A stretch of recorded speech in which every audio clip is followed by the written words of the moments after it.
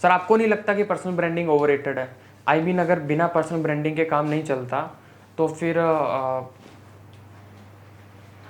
अगर बिना personal branding के काम नहीं चलता तो बिलियनियर्स का पर्सनल ब्रांड तो है ही नहीं, तो उनका बिजनेस तो अच्छा चल रहा है। मतलब मैं ये कहना चाह रहा हूँ कि जैसे मुकेश अंबानी को फिर क्यों नहीं समझ में आता कि वो इंस्टाग्राम हैंडल बनाएं और उस पर वो अपना काम करें, लाइक मैनी फाउंडर्स।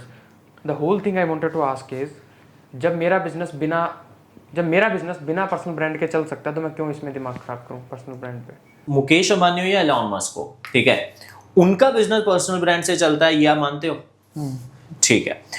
अब क्वेश्चन ये है कि हम पर्सनल ब्रांड क्यों बनाएं? अगर लेट्स सपोज कि मेरा बिजनेस अच्छा चल रहा है, रेफरल से आ रहा है, एड से आ रहा है, मेरे को वीडियोस बनाने की जरूरत नहीं है, मेरे को लोगों के सामने ज्यादा जाने की जरूरत नहीं है, तो चल रहा है तो चलने दो ना।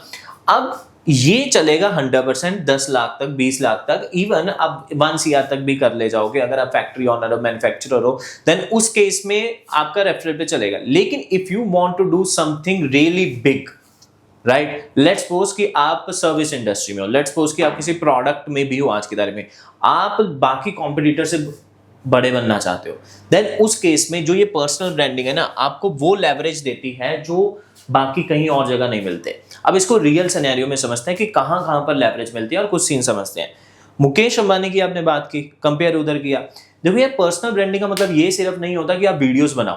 पर्सनल ब्रांडिंग का मतलब होता है कि लोगों के सामने आपकी पर्सनैलिटी या परसेप्शन कैसे जा रही है, this is the real meaning of personal branding. अब वो आप खुद की वीडियोस बना के कर रहे हो या फिर कोई और आपकी वीडियोस बना के कर रहा है, that is the main perception. मैं आपको एक चीज बताता हूं, आपको मालूम है कि मैं वैसे पॉलिटिक्स में इंटरेस्टेड हूं, लेकिन पॉलिटिक्स की ज्यादा एग्जांपल मैं लेता नहीं हूं, लेकिन स्टिल इसके ऊपर भी आएंगे। आपको मालूम है कि जितने भी पीएम्स होते हैं उनका एक होता है पीएमओ करके, और हर स्टेटमेंट वहां से रिलीज होता है, राइट। और उनमें पता है क्या जॉब रोल्स होती हैं उस पीएमओ डिपार्टमेंट में, कि पीएम का स्टेटमेंट कौन लिखेगा, पीएम के स्टेटमेंट कौन लिखेंगे, पीएम के स्पीच कौन लिखेंगे, और ऐसे अलग अलग टॉप के पर्सन होते हैं, जर्नलिस्ट होते हैं, जो उनको वहां पे जॉब मिलती है, और उनका काम होता है कि पीएम की पीआर और परसेप्शन लोगों के सामने, जनता के सामने बना के रखना। मतलब पीएम लेवल पे भी ये परसेप्शन का काम हो रहा है, पर्सनल ब्रांडिंग का काम हो रहा है। अगर हम मुकेश अंबानी वाली एग्जांपल पे आओगे तो मुकेश अंबानी डायरेक्टली वीडियोस नहीं बनाते, उनका यूट्यूब चैनल नहीं है, उनका इंस्टाग्राम नहीं है, मैं मानता हूं।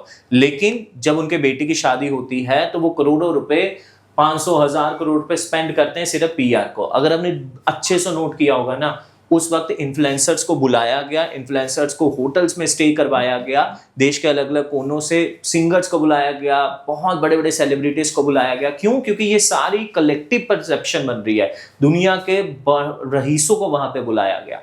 बट अंबानी को ये शो ऑफ करके मिला क्या, मतलब कि ये पीआर करके? आप एक चीज समझो, जब दुनिया के सामने एक परसेप्शन जाएगी कि यार ये रिच बंदा, ठीक है, ये रिच बंदा यहाँ पे जामनगर, वहां पे उन्होंने बहुत एक छोटे गुजरात के आई थिंक एरिया में, राइट, जामनगर में करवाया था, कि यहां पर दुनिया के बिलियनर्स उसने वहां पे बुलवा लिए, ठीक है। अब उससे क्या होगा कि एक तो उनकी नेटवर्किंग तो चलो हुई, लेकिन उससे भी इंपॉर्टेंट है कि जो परसेप्शन लोगों के सामने गई, उससे उसका जो पर्सनल ब्रांड बना, ठीक है, वो बाकियों से कहीं ज्यादा आगे निकल गए, ठीक है। और एक डील दूर थी यार, वो एक डील दूर होंगे, वो सारा जितना स्पेंड हुआ होगा उसको निकालने में, ठीक है। उसके बाद ही अगर मैंने नोट किया था, उसके बाद ही उनकी कई सारी डील फेसबुक के मेटा के साथ हुई है, रिलायंस की, और वो एक डील शायद वाईफाई कुछ इंटरनेट की हुई थी, एक डेटा शेयरिंग की हुई थी, और वो मल्टीपल डील्स उनके उसके बाद ही हुई हैं। अब मे बी वो डील शायद तभी हुई क्योंकि मार्क ज़करबर्ग आए थे जामनगर में, भाई साहब। थैंक यू सो मच ये वीडियो लास्ट तक देखने के लिए। सब्सक्राइब कर लेना, ऐसा कंटेंट आपके सामने आता रहेगा।